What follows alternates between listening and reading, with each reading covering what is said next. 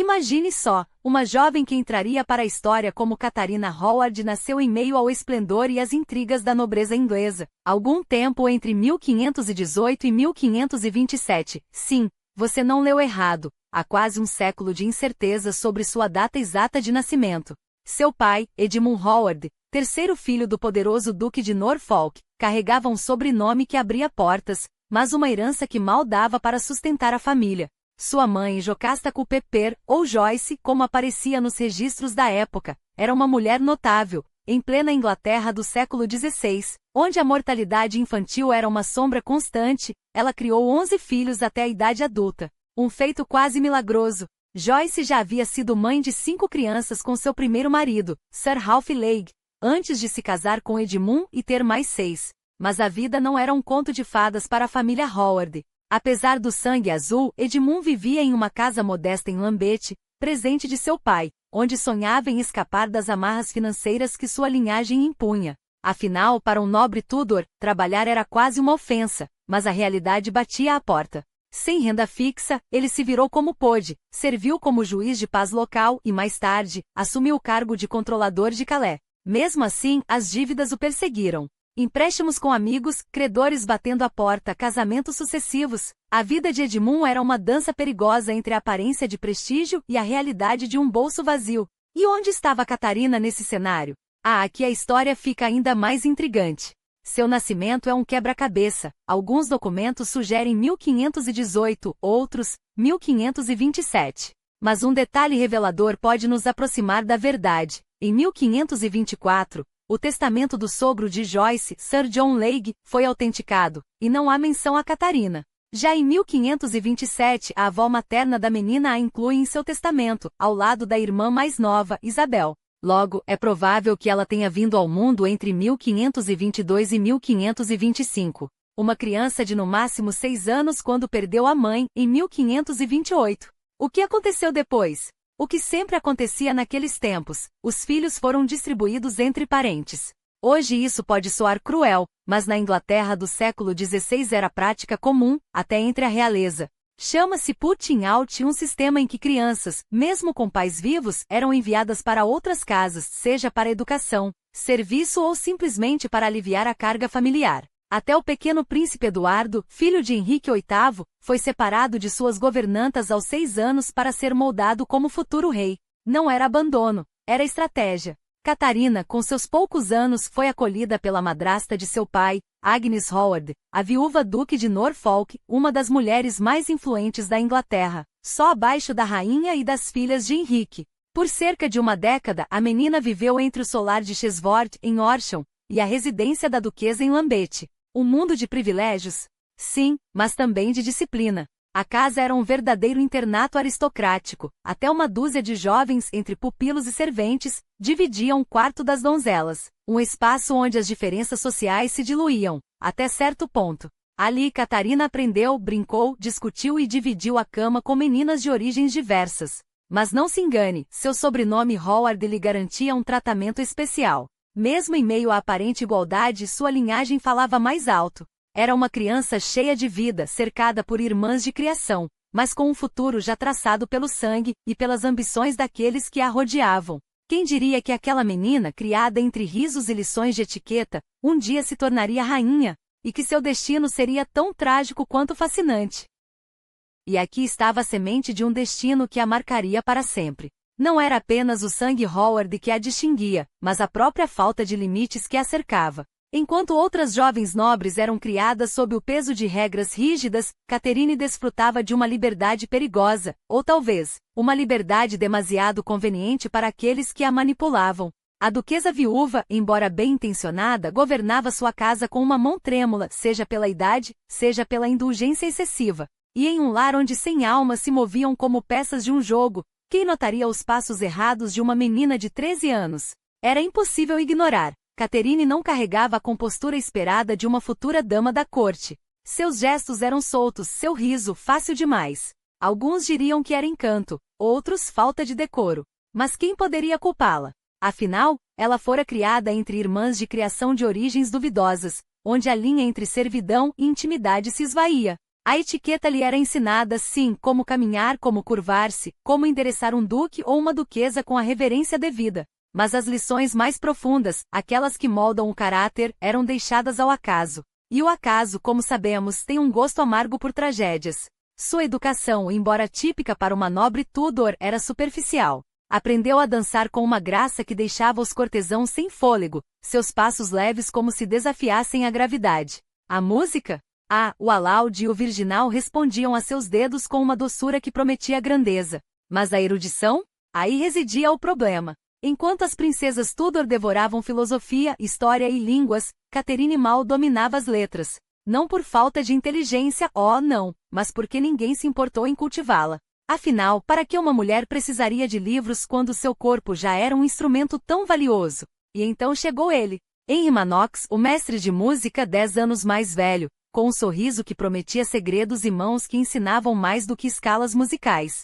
Historiadores ainda debatem o que houve entre eles, se foi abuso, se foi consentimento, se foi simplesmente o desabrochar precoce de uma paixão em uma época que não fazia questão de proteger as jovens. O que sabemos é que Catherine, aos 13 anos, já aprendia lições que nenhuma dama deveria conhecer tão cedo. Manox se vangloriava de ter sido o primeiro a despertá-la como se sua inocência fosse um troféu. E quando ela descobriu suas intenções, quando entendeu que não era amor, mas conquista, a ruptura foi tão abrupta quanto sua educação havia sido negligente. Mas o pior ainda estava por vir. Porque se Manox foi o primeiro a corrompê-la, Francis Dereham seria o homem que a arruinaria. Secretário da duquesa, jovem, ambicioso e tão sedutor quanto perigoso, ele entrou em sua vida como um furacão. E Catherine, já familiarizada com o jogo do desejo, não teve forças, ou talvez não teve permissão, para resistir. Chamavam-no de marido entre risos e sussurros nos corredores da casa da duquesa, como se fosse uma brincadeira de crianças. Mas brincadeiras têm consequências. E as dela estariam escritas a sangue.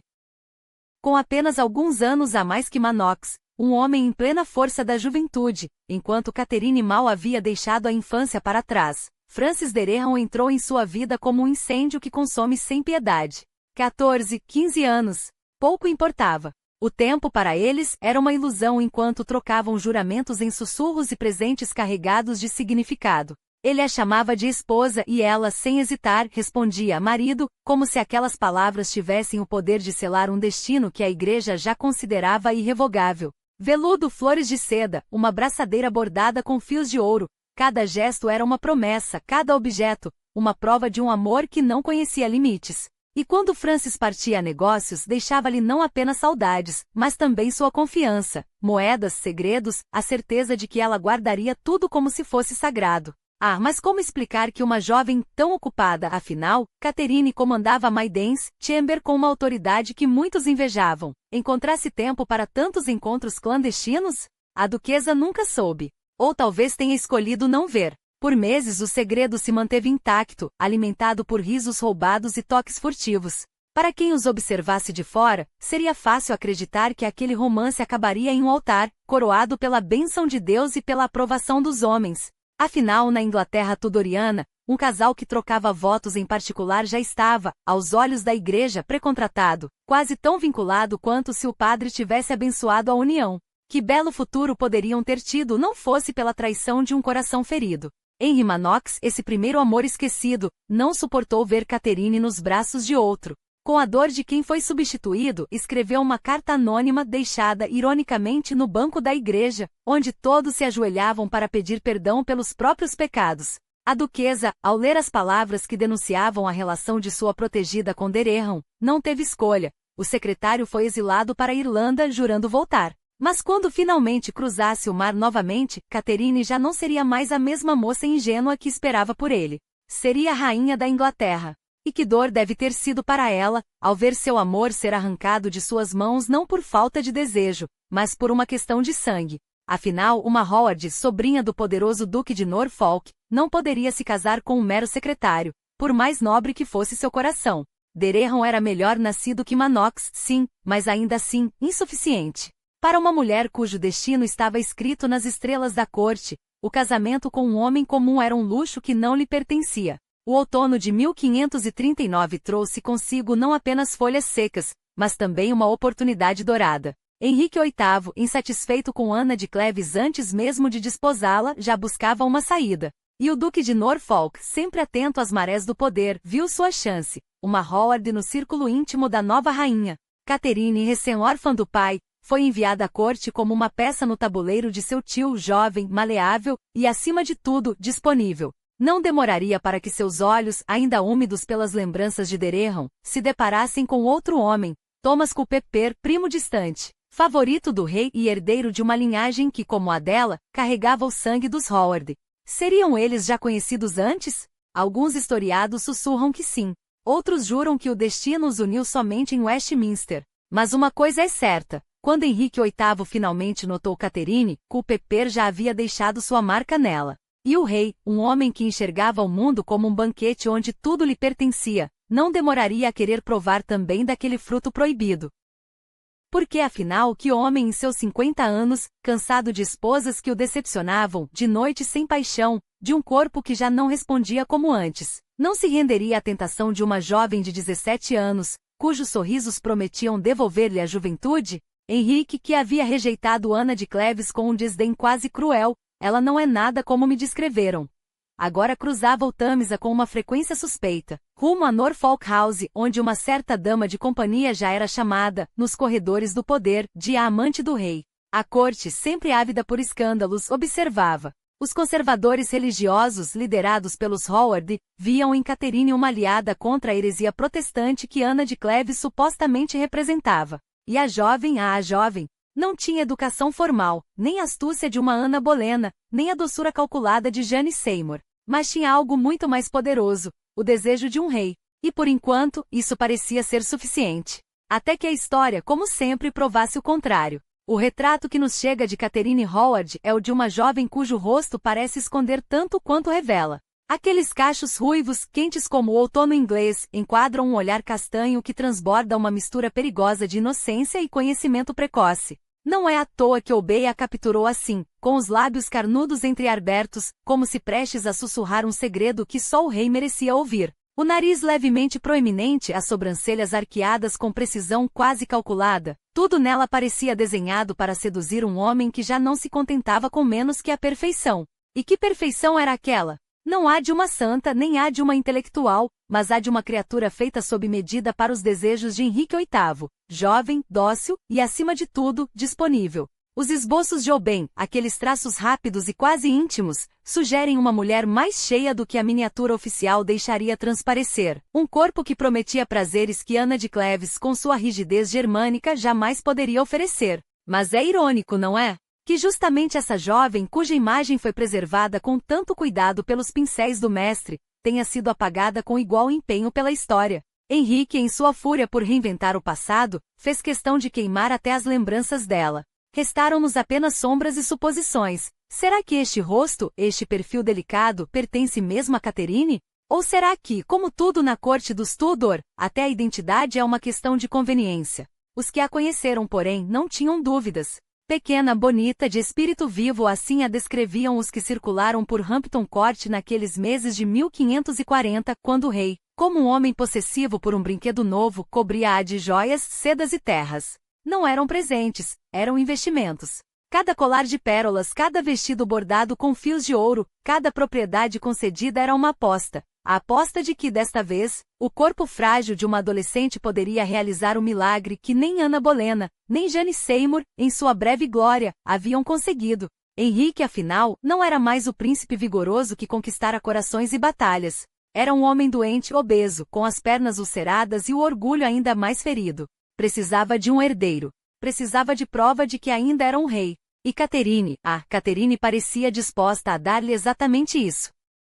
Os rumores, porque na corte tudo começa com um rumor, diziam que o rei já a possuíra antes mesmo de se livrar de Ana de Cleves. Que as noites em Watlands, aquele palácio de sonho onde se casaram em julho de 1540, haviam sido mais que cerimônias, haviam sido consumação. Alguns historiadores, com aquele ar de quem sabe mais do que diz, sugerem que a pressa em anular o casamento com Ana não vinha apenas do nojo, mas da esperança. Uma esperança com cheiro de sangue menstrual atrasado, de náuseas matinais, de um ventre que finalmente incharia com o peso de um príncipe. Henrique, que já havia esperado tanto por um filho, não poderia suportar esperar mais.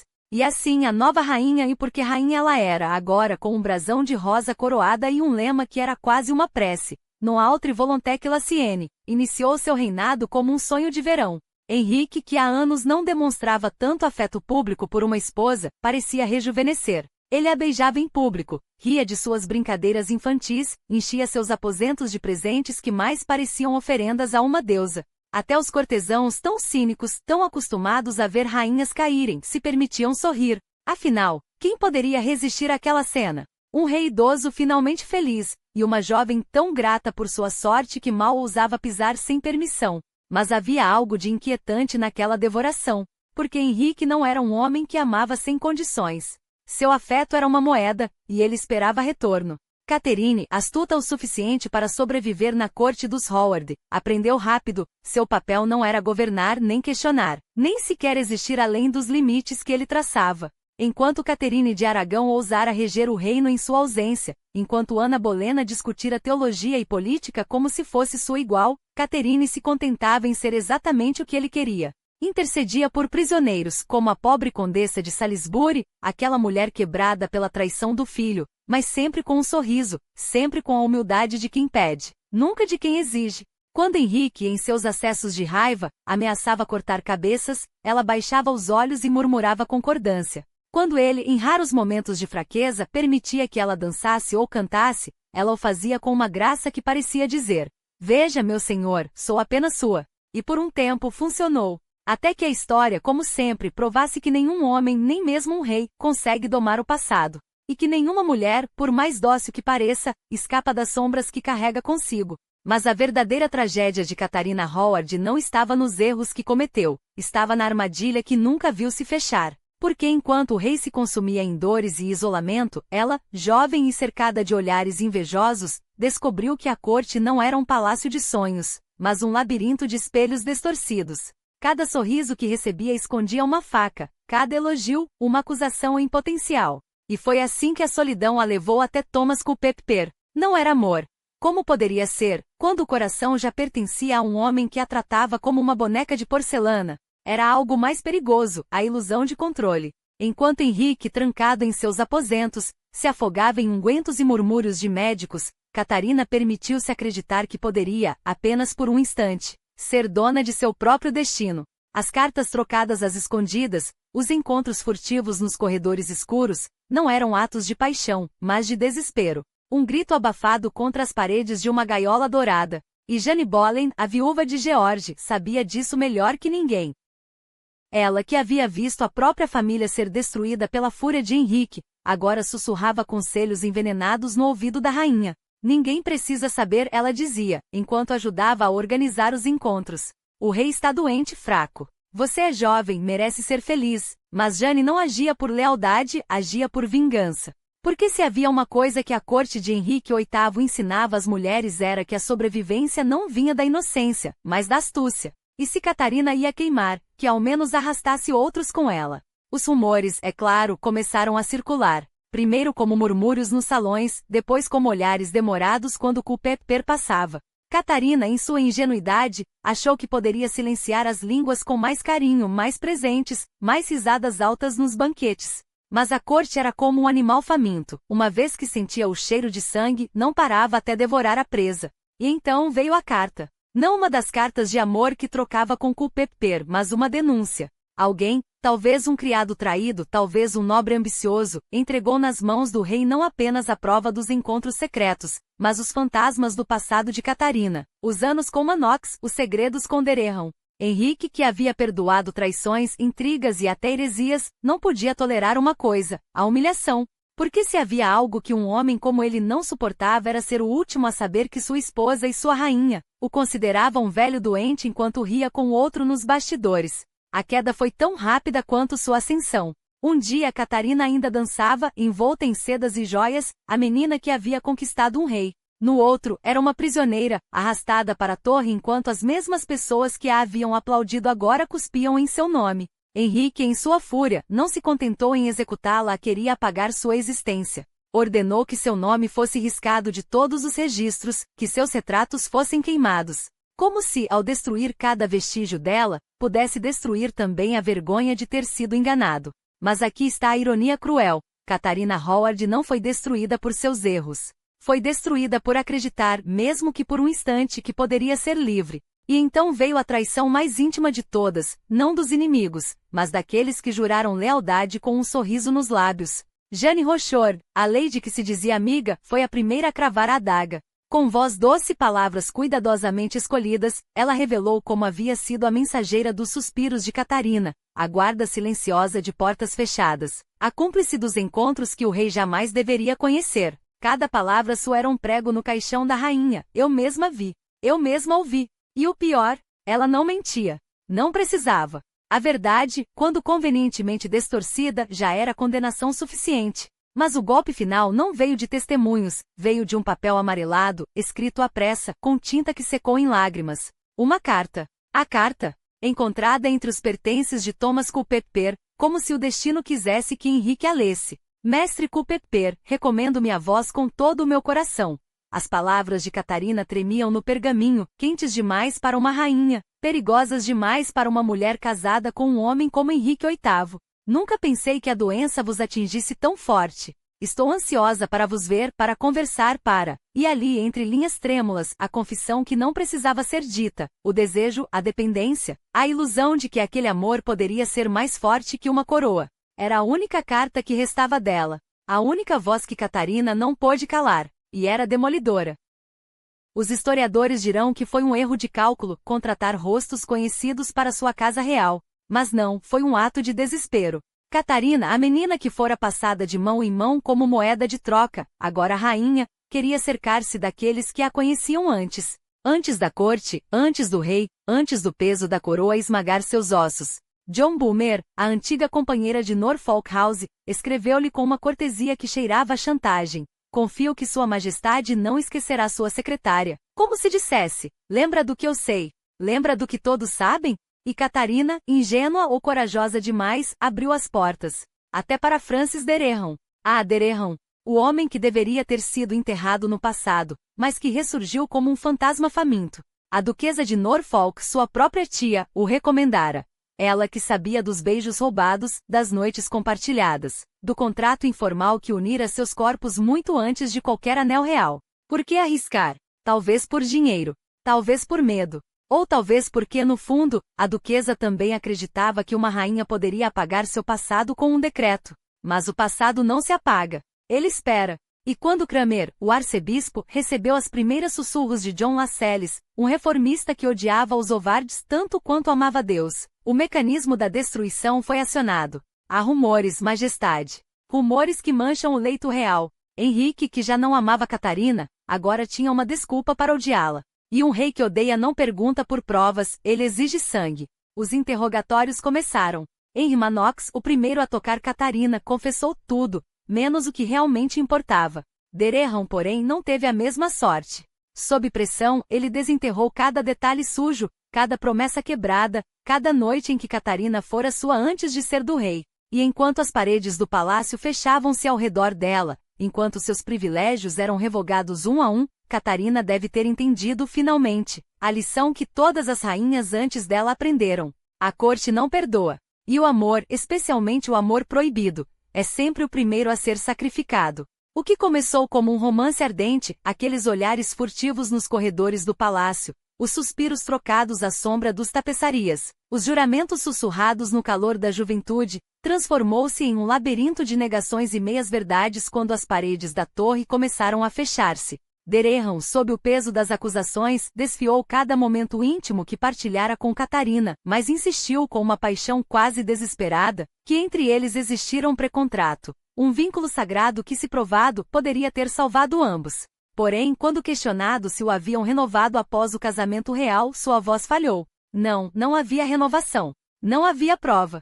Apenas a memória de uma jovem que em outro tempo fora sua, e que agora pertencia a um rei ciumento e a um destino muito mais sombrio. E então veio a revelação que selou seu fim. Catarina já não era mais dele. Seu coração, seu corpo, suas noites, tudo isso pertencia a Thomas Culpeper, o favorito do rei, cujo charme e posição a faziam esquecer por breves instantes o peso da coroa que nunca escolhera usar. Derehan, traído pela própria confissão, viu-se arrastado para as masmorras, enquanto Culpeper era levado para interrogatório. Inicialmente ele negou tudo. Nunca a toquei, jurou com a arrogância de quem sabe que o sangue nobre corre em suas veias. Mas a pressão era implacável. E finalmente, entre suspiros e meias palavras, admitiu o que todos já sabiam. Sim, ele a desejara. Sim, planejara possuí-la. E se ela soubesse daquilo, daqueles pensamentos que o consumiam? Tenho certeza de que ficaria feliz, murmurou, como se o desejo bastasse para absolver a traição. Quando Kramer, o arcebispo, adentrou sua cela para interrogá-la, encontrou uma rainha reduzida a algo que nem mesmo seus piores inimigos reconheceriam. Nunca vi criatura alguma em tal estado, escreveu ele, a voz embargada pela comoção. Catarina oscilava entre o terror e o arrependimento, um turbilhão de lágrimas e palavras entrecortadas. Confessou então o que todos já suspeitavam. Sim, conhecera o prazer antes de Henry. Sim, Manox a tocará. Sim, Derehan a possuíra. Mas jurava, pelos céus, pela alma que logo seria julgada, que nunca houve promessa, nunca um contrato escrito. Como poderia haver? Sua voz quebrava. Eu era apenas uma menina. Os historiadores ainda debatem hoje se aquela negação foi estratégia ou verdade. Um precontrato teria sido sua salvação, um motivo para anular o casamento com Henry para escapar da forca. Mas Catarina, em sua ingenuidade ou em seu desespero, não o invocou. Talvez acreditasse que se negasse ter consentido, se pintasse Derehan como um violador, a espada do carrasco não cairia sobre seu pescoço. Ou talvez, no fundo, soubesse que não importava. Porque para uma rainha, o adultério não era apenas pecado, era traição. E traição, sob as leis de Henry VIII, tinha um único castigo. Os meses se arrastaram e as provas, ou melhor, a falta delas, tornaram-se cada vez mais irrelevantes. Não havia cartas de amor, nem joias trocadas, nem testemunhas que tivessem flagrado Catarina e Culpeper em ato. Apenas olhares. Apenas suspiros. Apenas o depoimento de uma dama de companhia que jurava ter visto a rainha olhar com desejo para o amante, e de outra que confessou não tê-la encontrado em sua cama em certas noites. Mas quem não precisaria de uma mão amiga nas horas mais escuras? Poderia ter argumentado Catarina se lhe dessem voz. Lady Rochford, sua própria guarda, não pôde confirmar o adultério, apenas admitiu que enquanto montava a guarda, os dois ficavam sozinhos por horas.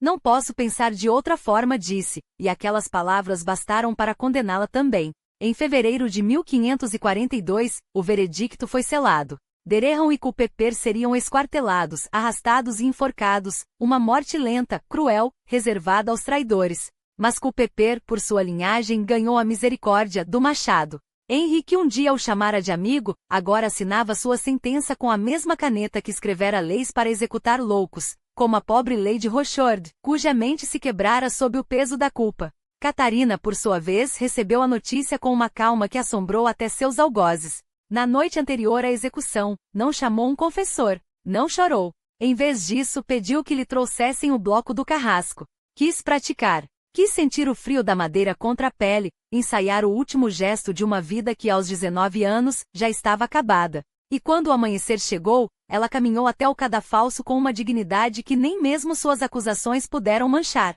Hesitou apenas um instante ao ver o bloco, como se o corpo finalmente se recusasse a obedecer. Mas então se ajoelhou. Falou ao povo com voz firme, sem lamúrias, sem desculpas vazias. Moro justamente por ter traído o rei, disse, e pediu que rezassem por sua alma. Não houve o grito dramático de que preferiria ter morrido como esposa de Culpeper. Isso era ficção, romântica demais para uma mulher que, no fim, entenderá a crueldade do jogo que jogará. Seu último ato foi proteger os inocentes, a família que nada sabia, os servos que nada viram. Deus salve o rei, murmuraram os presentes, enquanto a lâmina caía.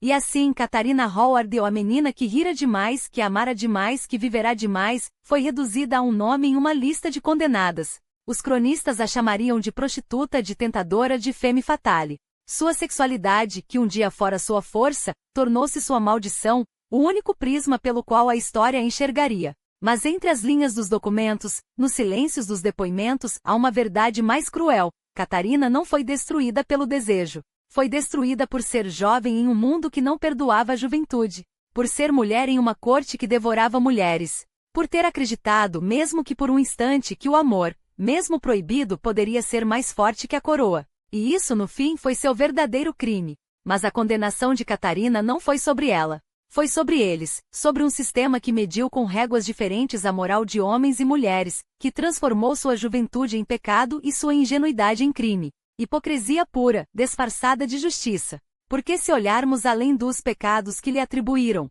o que vemos não é uma conspiradora, mas uma jovem que absorveu como esponja os elogios e a adoração que lhe foram oferecidos, e que em seu íntimo talvez tenha acreditado que merecia. Uma moça que, contra todas as probabilidades, parece ter nutrido um afeto genuíno por Henrique. Não o amor romântico dos poemas, mas aquele cuidado silencioso, o tipo que se revela nos pequenos gestos, na preocupação com seu bem-estar, na disposição para aliviar suas dores. Ela era gentil, atenciosa, sempre estendendo a mão a quem precisava. Amava os animais, especialmente os cães, e não hesitava em ajudar a família quando os tempos ficavam difíceis. Sonhava com prosperidade, não por ambição vã, mas porque entendia o peso de uma vida sem segurança. E sim, cometeu erros. Que jovem de 17 anos, jogada na corte como uma peça de xadrez, não os cometeria? Mas o que a história muitas vezes omite é que Catarina Howard foi, repetidas vezes, presa fácil para homens muito mais velhos, muito mais astutos, que souberam explorar sua confiança e sua sede de afeto. Ainda assim, quando tudo desabou, ela não se escondeu atrás de desculpas. Assumiu a responsabilidade por suas ações com uma coragem que deveria envergonhar seus acusadores, especialmente para alguém tão jovem, tão perto dos 20 anos, tão longe de compreender a crueldade do jogo em que estava inserida. Seu fim foi uma vala comum sem marca na capela de São Pedro a de Vincula, ao lado de primos que também caíram vítimas do mesmo carrasco, Jorge e Ana Bolena. 3 vidas ceifadas pelo mesmo furor, pela mesma sede de controle. Dizem que Henrique sofreu com a traição de Catarina, que se sentiu enganado, humilhado porque confiou em sua virtude, em sua suposta pureza. Mas o que realmente o feriu não foi a infidelidade, foi o espelho que ela, sem querer, lhe mostrou. Ao buscar em culpepero o que não encontrava mais no rei, Catarina não apenas o traiu, sugeriu, sem palavras, que ele já não era suficiente. Que sua idade, sua impotência, sua incapacidade de satisfazer até mesmo uma esposa adolescente eram falhas inegáveis. Para um homem que construiu seu reinado sobre a imagem de força viril, não havia insulto maior. E assim, a execução não foi sobre justiça. Foi sobre vingança. Sobre apagar a evidência de sua própria decadência. Henrique poderia tê-la repudiado, anulado o casamento, encontrado uma saída que poupasse sua vida. Mas não. Escolheu a lâmina porque a morte de Catarina era o único jeito de matar também a verdade que ela carregava, a de que o rei, afinal, era apenas um homem, frágil, envelhecido, traído pelo próprio corpo.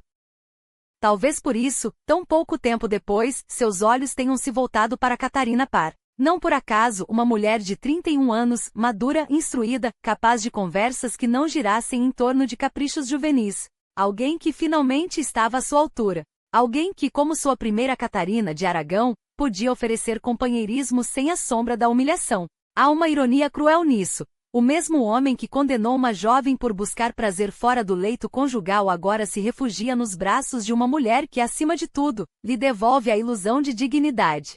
Catarina Parr. Essa figura tão singular, veio ao mundo provavelmente no final do verão ou início do outono de 1512, no solar da família Parr em Blackfriars, às margens do Tâmisa. Filha de Sir Thomas Parr, um homem de confiança de Henrique VIII, e de Maud Green, dama de companhia da rainha Catarina de Aragão, ela nasceu em berço não nobre, mas privilegiado. Os Parr, como os Bolena, eram da gente ascendente, uma família que soube tecer alianças, acumular terras e, acima de tudo, educar seus filhos para um mundo onde o conhecimento era tão valioso quanto o sangue azul. Quando Sir Thomas morreu em 1517, deixou para Maud não apenas uma fortuna, mas a liberdade de não se casar novamente. E ela escolheu dedicar essa liberdade à criação de Catherine, William e Anne. E que criação foi aquela? Maud Green não era uma mãe comum. Progressista erudita, ela transformou sua casa em um farol de aprendizado numa época em que a educação feminina ainda era vista com desconfiança. Suas filhas não apenas dominaram as artes da corte, dança, música, etiqueta e bate, também mergulharam em história, francês, italiano, latim. A residência dos Parr tornou-se tão famosa por seu rigor acadêmico que outras famílias da nobreza enviavam seus filhos para serem educados ali. Enquanto Catarina Howard era criada entre intrigas e negligência, Catarina Parr florescia sob o olho atento de uma mãe que entendia. Uma mulher instruída era uma mulher poderosa. Claro, Maud não era ingênua. Como qualquer mãe tudoriana, ela sonhava com casamentos vantajosos para suas filhas. Aos 17 anos, Catherine foi prometida a Edward Burgh, herdeiro de uma baronato, em uma união que, como tantas outras, selava alianças mais do que paixões. Mas aqui novamente a ironia se repete. Os biógrafos por anos confundiram o noivo de Catherine com seu sogro, também chamado Edward, perpetuando o mito de que sua primeira união foi com um homem muito mais velho. A verdade, porém, é que mesmo nesse casamento precoce, Catarina Parr não foi uma peça passiva. Ela já carregava consigo as sementes da mulher que viria a ser, observadora, estratégica e, acima de tudo, decidida a não repetir os erros daqueles que vieram antes dela. Não foi um casamento com um homem mais velho que definiu o destino de Catherine Parr, foi a força silenciosa com que ela transformou cada desafio em oportunidade. Os anos entre 1529 e 1543, muitas vezes ignorados pela história, foram na verdade o cadinho onde se forjou a mulher que ousaria moldar uma nação. Seu primeiro casamento com Sir Edward Burgh em 1529 não foi mero arranjo social, foi um ato de coragem. Afastar-se da casa da família do marido em 1531, escapando da sombra opressiva de um sogro cuja crueldade era notória, revela uma Catherine que já entendia o preço da autonomia. Quando a morte levou Edward em 1533, ela não se curvou ao luto, reergueu-se, aos 21 anos com uma determinação que só cresceria. Seu segundo casamento com John Neville, terceiro barão Latimer, poderia ter sido um refúgio conveniente para uma viúva jovem. Mas Catherine não buscava conveniência, buscava propósito. Ao lado de Latimer, um homem de convicções tradicionais e 2 décadas mais velho, ela não apenas administrou uma casa nobre como se tornou uma figura central em um dos momentos mais explosivos da história inglesa. Quando a peregrinação da graça irrompeu em 1537, e o norte da Inglaterra se levantou contra as reformas religiosas de Henrique VIII, muitos aristocratas vacilaram entre a lealdade ao rei e a simpatia pelos rebeldes. Latimer, relutante diante das mudanças impostas por Cromwell, viu-se pressionado a apoiar a revolta. Mas Catherine, seu silêncio foi eloquente. Enquanto outras mulheres da nobreza ofereciam aos rebeldes recursos e palavras de encorajamento, com ou sem a aprovação dos maridos, ela se recusou a ser arrastada para o turbilhão. Não por medo, mas por princípios. As fontes não registram sua voz nos debates acalorados, mas registram sua ação, a proteção incansável aos enteados, John e Margaret, quando a própria casa se tornou uma prisão sob a ocupação dos rebeldes. E quando a poeira baixou, foi Catherine quem garantiu que a lealdade da família Latimer a Henrique VIII fosse não apenas reafirmada, mas demonstrada, mudando-se para perto da corte, tecendo alianças com figuras como Lady Mary Tudor, e assegurando que nenhum vestígio de traição maculasse seu nome. Era uma estratégia brilhante. E mais uma vez reveladora. Porque enquanto muitos viam na corte um campo minado de intrigas, Catherine enxergava um tabuleiro de xadrez, onde cada movimento contava. Sua proximidade com a família real, especialmente com a princesa Mary, não era mera cortesia, era um investimento no futuro. Quando Lord Latimer faleceu em 1542, deixando-a viúva pela segunda vez, agora uma mulher independente, rica e conectada, ela já não era a mesma jovem que deixara Lincolnshire anos antes. Era uma sobrevivente, uma pensadora, e acima de tudo, uma mulher que sabia exatamente o que queria. Foi nesse momento que Sir Thomas Seymour entrou em cena. Bonito, ambicioso e irmão da falecida rainha Jane Seymour, ele era o tipo de homem que fazia corações baterem mais rápido, e cálculos políticos também. Seymour não era apenas um cortejador, era um jogador e Catherine, com sua perspicácia, reconheceu isso imediatamente. As cartas que ela lhe escreveu, cheias de paixão e vulnerabilidade, provam que seu coração não era de pedra. Mas também revelam algo mais profundo, uma mulher que, mesmo apaixonada, nunca perdia de vista o próprio valor. Quando Henrique VIII, já envelhecido e ciente da competição, ofereceu-lhe a coroa, Seymour foi convenientemente promovido a uma missão no exterior. Coincidência? Difícil acreditar. O casamento com Henrique em 12 de julho de 1543 não foi uma rendição, foi uma jogada mestra. Alguns dirão que ela aceitou por medo, outros que foi por ambição.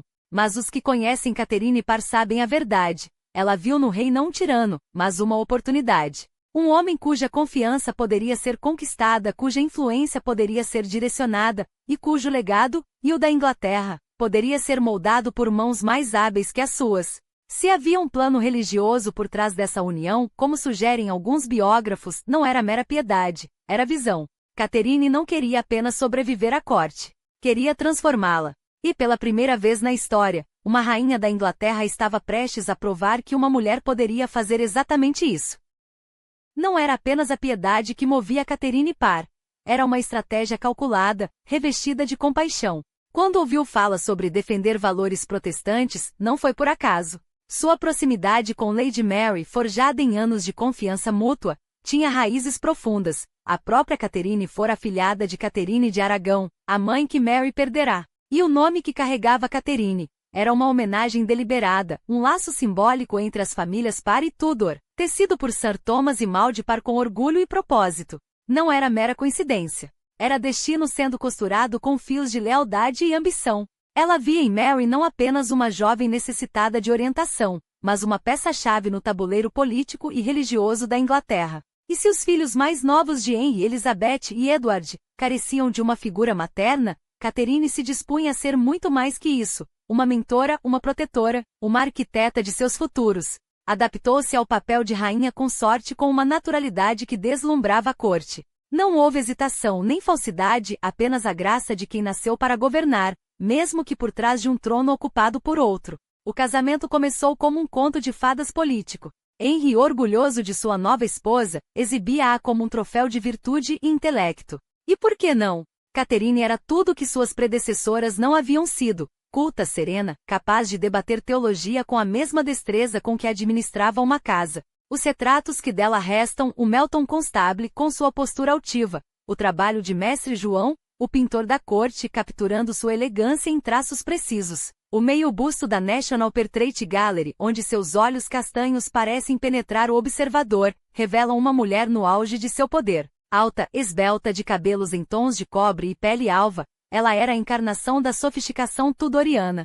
Mas não se engane, por trás da beleza havia uma mente afiada, pronta para agir. Henry, pela primeira vez em décadas, encontrou uma companheira à sua altura. Não apenas em idade, ela tinha 31 anos, ele 52, mas em intelecto e retórica. Confiou nela o que jamais confiaria a outra, a regência do reino durante sua campanha na França, em 1544. Um gesto que falava mais do que palavras. Enquanto o rei, obcecado por reviver glórias passadas, liderava um exército em busca de vitórias vazias, Catherine governava com mão firme. Mantinha-o informado, gerenciava crises, e quando ele voltou derrotado mas não humilhado, foi recebido com a admiração de quem via nele não um fracasso, mas um guerreiro.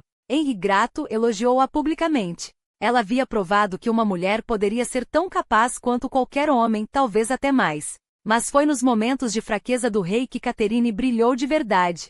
Quando a velha ferida em sua perna o torturava, quando a doença o deixava irritadiço e vulnerável, ela estava lá. Não como uma serva, mas como uma cuidadora experiente, afinal, já havia feito o mesmo por Lord Latimer. Henry, acostumado a ser temido, permitiu-se ser cuidado. E nesse cuidado, Catherine ganhou algo ainda mais valioso que poder, sua confiança absoluta. Foi esse mesmo poder, no entanto, que a levou ao limite. Porque uma rainha que influencia um rei não pode fazê-lo sem chamar atenção. E quando Catherine começou a usar essa influência para promover a reforma religiosa, ela pisou em território perigoso. Não por acaso suas primeiras ações foram discretas. Nomeou reformadores para cargos-chave, seu capelão pessoal, os tutores de Elizabeth e Edward. Henry, inicialmente impressionado com seu zelo pela educação dos filhos, não percebeu a armadilha que se formava. Até que percebeu. Em 1546, o jogo mudou. Catherine publicou Prayers and Meditations, um livro de devoções protestantes, sob seu próprio nome. Um ato ousado. Henry, que a admirava, começou a desconfiar. Quando recebeu de presente uma tradução latina do livro, feita por sua filha Elizabeth, deve ter sentido o gosto amargo da ironia. Sua herdeira, educada pela rainha, mostrava mais afinidade com as ideias dela do que com as dele. As discussões teológicas entre o casal, antes estimulantes, tornaram-se tensas. Catherine, cada vez mais audaciosa, desafiava-o. E Henry, embora a amasse, não tolerava desafios, especialmente quando vinham de uma mulher. Os conservadores religiosos como Stephen Gardiner e Thomas Wriothesley viram sua chance. Levaram ao rei provas de que a rainha ultrapassava os limites do ato dos 6 artigos, a lei que definia a ortodoxia religiosa na Inglaterra. Henry, sempre suscetível ao medo da heresia, ouviu. Assinou um mandato de prisão contra Catherine. O documento já estava nas mãos de Wriothesley, pronto para ser executado. mas o destino mais uma vez interveio. Um servo, cujo nome a história esqueceu, mas cujo ato salvou uma rainha, interceptou o mandato, e em vez de prendê-la, entregou-o nas mãos de Catherine.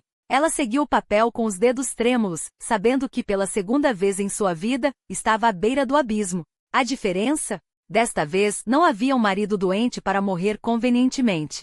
Havia apenas ela, seu intelecto, e um rei cujo amor por ela ainda poderia ser sua salvação, ou sua ruína. Por um instante, o mundo pareceu desmoronar. As lágrimas vieram sem aviso, quentes e amargas, escorrendo por um rosto que até então, só conhecera a máscara da compostura.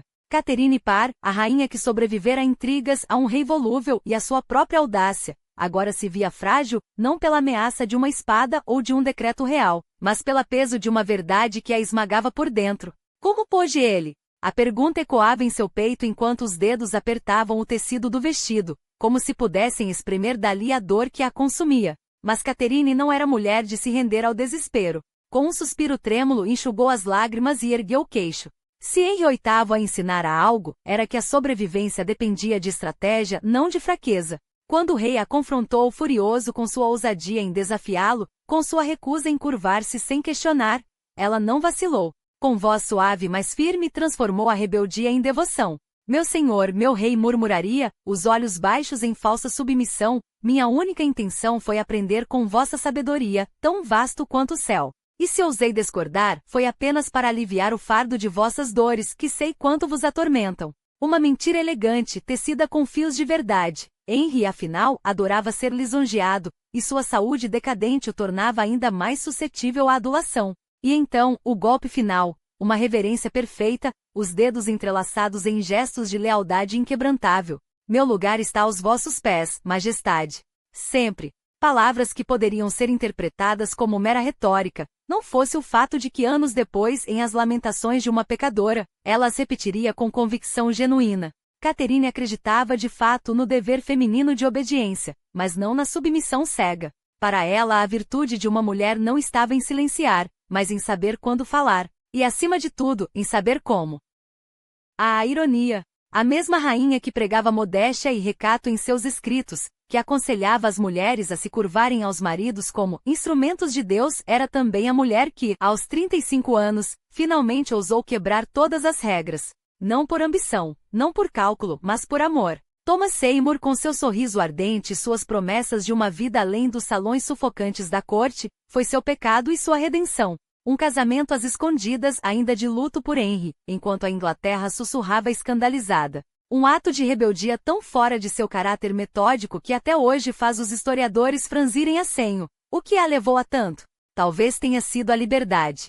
Depois de anos como peça em um tabuleiro alheio, Catherine finalmente escolheu seu próprio caminho. E por um breve e dourado ano Sudeley Castle foi seu reino. Ali, entre jardins perfumados e bibliotecas repletas de livros proibidos, ela reconstruiu o que a corte lhe negara. Um lar. Um lugar onde poderia ser mãe, não apenas para a pequena Mary Seymour, que nasceria de seu ventre, mas para Elizabeth, a filha que nunca teve, e para Jane Grey, a herdeira que o destino teimava em entrelaçar a sua vida. Mulheres de sangue real, mulheres de intelecto aguçado, todas sob suas asas, todas sendo moldadas à sua imagem, fortes, instruídas, mas sempre cautelosas. Até que o destino, mais uma vez, mostrou suas garras. O verão de 1548 deveria ter sido de alegria. Seu corpo inchado pela primeira gravidez, o riso fácil nos lábios, os planos para o futuro bordados em cada carta que escrevia. Mas então veio a descoberta, aqueles encontros furtivos entre Thomas e Elizabeth, os sussurros nos corredores, as mãos que não deveriam se tocar. Traição. A palavra queimava como ácido. E quando por acaso os flagrou em um abraço que não deixava dúvidas, algo dentro dela se partiu para sempre. Catherine agiu com a frieza de quem já aprenderá a sobreviver. Afastou Elizabeth como se a distância pudesse apagar a mancha. Mas a dor era profunda demais. E quando em agosto as contrações a arrastaram para a cama de parto, não foi apenas o corpo que se debateu em agonia. Cada grito era também um lamento pelo marido que a traíra, pela filha que mal conheceria, pela vida que mais uma vez lhe era arrebatada. Mary Seymour nasceu em meio a lágrimas e sangue. 6 dias depois, Catherine fechou os olhos para sempre, levando consigo os segredos de um coração que, apesar de tudo, jamais deixou de amar. E a pequena Mary? Seu destino se perdeu nas brumas da história. como se até o tempo tivesse vergonha de recordar uma criança órfã, filha de um amor proibido, herdeira de uma rainha que no fim, foi vítima do mesmo jogo que tão bem soubera jogar. 5 de setembro de 1548. A morte de Catherine Parr não foi um suspiro tranquilo, mas o último grito abafado de uma mulher que mesmo no leito de agonia, lutou para segurar nas mãos o futuro que mal começara a florescer. A febre puerperal a levou. Essa praga silenciosa que ceifava mães como uma foice implacável, enquanto os homens da época chamavam de desígnio divino, o que não passava de negligência e ignorância. Seu corpo foi depositado em Sudeley Castle, entre as paredes que testemunharam seu breve triunfo e sua queda, como se até a pedra soubesse que ali jazia uma rainha que ousara ser mais do que uma peça no tabuleiro dos Tudor.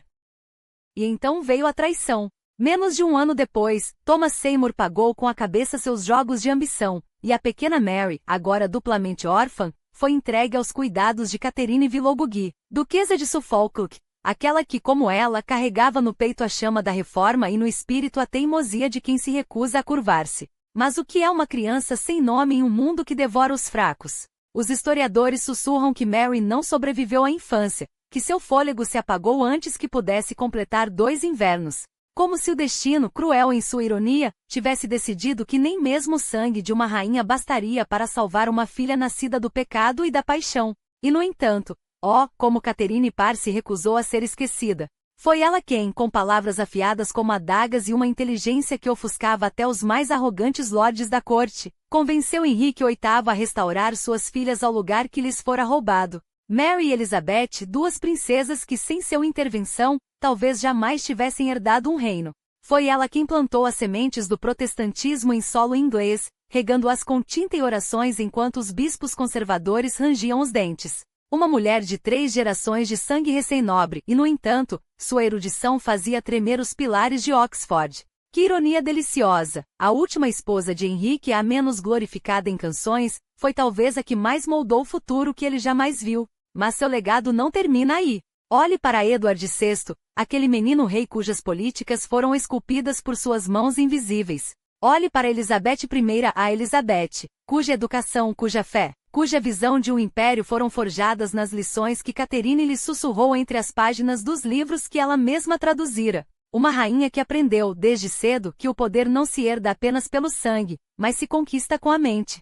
Henrique teve 6 esposas, mas apenas uma delas ajudou a tecer a Inglaterra que viria a ser. Uma mulher que, mesmo depois de morta, continuou a falar através das vozes daqueles que ousaram sonhar além das sombras da Roma papal. E agora me diga, como chamar de apenas mais uma pessoa, quem deixou marcas tão profundas que ainda sangram nos livros de história?